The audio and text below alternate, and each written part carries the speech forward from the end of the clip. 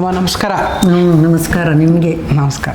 ಪಾಪ ಎಲ್ಲರಿಗೂ ನೀವು ಭಾಳ ಕಷ್ಟ ಇಲ್ಲಿ ಆಸ್ಪತ್ರೆದು ನೀವು ಮಾಡೋದು ಎಲ್ಲ ಕಷ್ಟಪಟ್ಟು ಟ್ರೀಟ್ಮೆಂಟ್ ಮಾಡಬೇಕು. ಏನಾದರೂ ಒಂದು ಒಳ್ಳೆ ಫಲಿತಾಂಶ ಕೊಡಬೇಕು ಅಂದರೆ ಕಷ್ಟಪಟ್ಟು ಕೊಡಬೇಕು. ಭಾಳ ಸ್ಮೂತಾಗಿ ಮಾಡೋ ಕೆಲಸಗಳು ಅಷ್ಟು ರಿಸಲ್ಟ್ ಕೊಡಲ್ಲ. ಈಗ ನೀವು ನೋಡಿದ್ರೆ ಬೆಳಗ್ಗೆ ಬಂದಿದ್ರಿ, ಬೆಳಗ್ಗೆಯಿಂದ ಎಲ್ಲಿವರೆಗೂ ನಾವು ಯಾವ ಥರ ಟ್ರೀಟ್ಮೆಂಟ್ ಮಾಡಿದ್ವಿ, ಎಷ್ಟು ಫಿಸಿಕಲಿ ಗಟ್ಟಿ ಬೇಕು ಇನ್ನೆಲ್ಲ ಟ್ರೀಟ್ಮೆಂಟ್ ಮಾಡೋಕ್ಕೆ ಅನ್ನೋದನ್ನು ನೀವು ಗಮನಿಸಿರ್ಬೋದು. ಅದಕ್ಕೆ ಹೀಗೆ ಹೇಳ್ತೀರಿ ಅಂತ ಕಂಡಿದ್ದೀರಿ. ಬಿಡ್ರಿ ಕಷ್ಟ.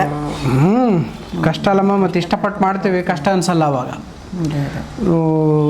ಚೆನ್ನಾಗಿದ್ದೀವಿ ಅಂತ ಹೇಳ್ತಾರಲ್ಲ ದಾವಣಗೆರೆಯವರು ಅವರೆಲ್ಲ. ಇವರು ಇದು ಬೀರೂರಾಗಿರ್ತೀರಿ, ತುಮಕೂರು ನಿಮ್ಮ ಊರಲ್ಲ? ತುಮಕೂರು. ಇವರಿಗೆ ಸುಮಾರು ವರ್ಷಗಳಿಂದ ಸೊಂಟ ನೋವು, ಸೊಂಟದಿಂದ ನೋವು ಎಳ್ತಾ, ಸೊಂಟದಿಂದ ತೊಡೆ ಭಾಗಕ್ಕೆ, ತೊಡೆಯಿಂದ ಮೊಣಕಾಲಿಂದ ಮೀನ್ಗಂಡ ಪಾದದವರೆಗೂ, ಜೊತೆಗೆ ತೊಡೆ ಭಾಗಕ್ಕೆ ಸೊಂಟ ನೋವು, ಮತ್ತೆ ವೀಕ್ನೆಸ್ಸು, ಸುಸ್ತು, ಮತ್ತೆ ಕೈ ನಡುಗೋದು, ಕುತ್ತಿಗೆ ನಡುಗೋದು, ಈ ಮಂಡಿ ನೋವುಗಳು, severe osteo arthritis at the age of 75 ಅಲ್ವಾ ನಿಮ್ಗೀಗ? 76 ಏಜಲ್ಲಿ ಇವೆಲ್ಲ ಸಮಸ್ಯೆಗಳಿತ್ತು. ಇದಿದ್ದಾಗ ನಿಮಗೆ ದಿನನಿತ್ಯದ ಕೆಲಸ ಕಾರ್ಯಗಳನ್ನು ಮಾಡೋಕ್ಕೆ ಭಾಳ ಕಷ್ಟ ಆಗ್ತಾ ಇತ್ತು. ನಡೆಯೋಕ್ಕಾಗಲಿ, ಓಡೋಕ್ಕಾಗಲಿ, ದಿನನಿತ್ಯ ಕೆಲಸ ಕಾರ್ಯಗಳು ಮಾಡೋಕ್ಕೆ. ನಮ್ಮ ಹತ್ರ ಸುಮಾರು ಹೋದ್ಮೇಲೆ ಚೆನ್ನಾಗಿದೆ. ಅದೇ ಒಂದು 2 ಸಲ ಈಗ ಬಂದಿದ್ದೀರಿ ಇಲ್ಲಿಗೆ. ಇದು 3ನೇ ಸತ. ಸೊ ಭಾಳಷ್ಟು ಜನ ನಿಮ್ಮ ಏಜ್ನವ್ರಿಗೆ ಈ ಥರ ಸಮಸ್ಯೆ ಬಂದಾಗ ಏನು ಮಾಡ್ಕೋಬೇಕು ಅನ್ನೋದು ಭಾಳ ಗೊಂದಲದಲ್ಲಿರ್ತಾರೆ, ಭಾಳ ನೋವಿಂದ ಒದ್ದಾಡ್ತಿರ್ತಾರೆ. ಭಾಳಷ್ಟು ದಿನ ಮಕ್ಕಳು ನಮ್ಮ ತಂದೆ ತಾಯಿ ನೋವಿನಿಂದ ಬಳಲನ್ನು ನೋಡೋಕ್ಕಾಗದೇ ಅವ್ರು ಸರಿಪಡಿಸ್ಬೇಕು ಅನ್ನೋ ಆಸೆ ಇರುತ್ತೆ, ದಾರಿ ಗೊತ್ತಿರಲ್ಲ. ಈ ಥರದ ವಿಡಿಯೋಗಳನ್ನು ನೋಡ್ತಿರೋರಿಗೆ ಅನುಕೂಲ ಆಗುತ್ತೆ ಅನ್ನೋ ಉದ್ದೇಶದಿಂದ ನಾನು ಈ ವಿಡಿಯೋಗಳನ್ನ ಮಾಡ್ತಿದ್ದೀನಿ. ಏನು ಅನ್ನಿಸ್ತು ನಿಮಗೆ ಈ ಟ್ರೀಟ್ಮೆಂಟ್ಗಳು ಮಾಡಿದ ಮೇಲೆ? ನಿಮ್ಮ ದೈಹಿಕವಾಗಿ ಯಾವ ಥರ ನಿಮಗೆ ಖುಷಿ ಸಿಕ್ತು, ಯಾವ ಥರ ಆರೋಗ್ಯ ಬಂತು ಅನ್ನೋದನ್ನು ತಿಳಿಸ್ಬೋದಾ? ಏನೇನು ಹೆಂಗೆ ಆಯಿತು ನಿಮಗೆ ಅಂತ, ಬದಲಾವಣೆ ಏನಾಯಿತು ಅನ್ನೋದನ್ನು? ಚೆನ್ನಾಗಿ ಆಯ್ತಲ್ಲ, ಚೆನ್ನಾಗಿ ಆಗ್ತಾ ಆಯ್ತು. ಮಂಡಿ ನೋವು ಈಗ ಪರವಾಗಿಲ್ಲ, ಇಲ್ಲಿ ಬಂದ ಮೇಲೆ ಓಡಾಡ್ಬೋದು. ಕೈ ನಡ್ಗೋದು ಕಡಿಮೆ ಆಗಿದೆ. ಜೊತೆಗೆ ಕಾಲು ಸೊಂಟದಿಂದ ಎಳ್ತಾ ಅಂತೂ ಪೂರ್ತಿ ಕಡಿಮೆ ಆಗೈತಲ್ಲ? ಕಡಿಮೆ ಆಗೈತೆ. ಖುಷಿಯಾಗಿದ್ದೀರಾ? ಖುಷಿಯಾಗಿದೆ. ಒಂದು ಸ್ಮೈಲ್ ಕೊಡ್ರಿ.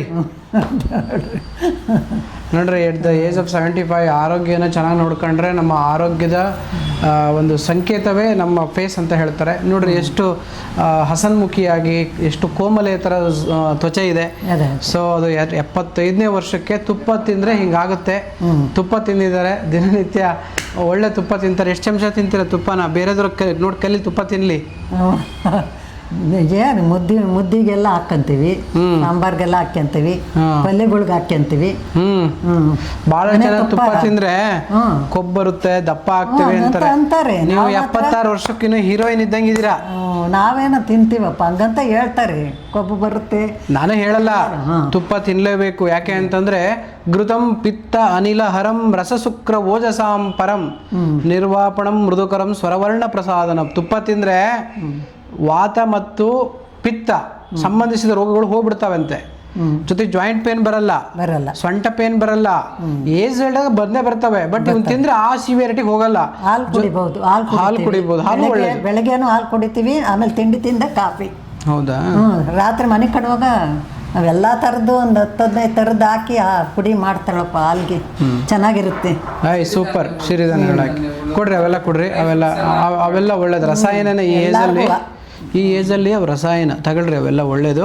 ಆದರೆ ಏನಪ್ಪ ಅಂದ್ರೆ ರಾತ್ರಿ ನೆನೆಸಿ ಬೆಳಗ್ಗೆ ಮಾಡೋ ತಿಂಡಿಗಳು, ಒಗ್ಗರಣೆ ಕೆಲಸ ಮಾಡೋ ತಿಂಡಿಗಳು, ಜೊತೆಗೆ ಉಪ್ಪು ಖಾರ ಹುಳಿ ಕಡಿಮೆ ಮಾಡಿ, ಹುಳಿ ಮೊಸರು ಹುಳಿ ಮಜ್ಜಿಗೆ ಕಡಿಮೆ ತಿನ್ನಿ. ಇವು ಸ್ವಲ್ಪ ರಕ್ತ ಕೆಟ್ಟು ದೇಹದ ಧಾತುಗಳು ಶಕ್ತಿನ ಕುಂದದೇನೆ ಶಕ್ತಿಯುತವಾಗಿದ್ದು ನಿಮಗೆ ಒಳ್ಳೆ ಆರೋಗ್ಯವನ್ನು ನೀಡ್ತವೆ. ಇಷ್ಟು ಹೇಳಿ ನನ್ನ ಸಣ್ಣ ಸಂದರ್ಶನವನ್ನು ಮುಗಿಸ್ತೇನೆ. ನೀವು ಖುಷಿಯಾಗಿದ್ದರೆ ಅದು ನಮಗೆ ಶ್ರೇಯಸ್ಸು, ನೀವು ಆರೋಗ್ಯವಾಗಿದ್ದರೆ ನಮಗೆ ಆಯುಷು. ಬಂದಮೇಲೆ ಖುಷಿಯಾಗಿದ್ದೀವಿ ಹೇಳ್ರಿ. ಸೂಪರ್, ಭಾಳ ಖುಷಿ ಆಯ್ತಮ್ಮ. Thank you. ಚೆನ್ನಾಗೈತೆ ಬಿಡ್ರಿ ನಮಗೆಲ್ಲ, ನಮ್ಮ ಮಗಳಿಗೂ ಅಷ್ಟೇ. ಒಳ್ಳೇದಾಗಲಿ. ನಮಸ್ಕಾರ.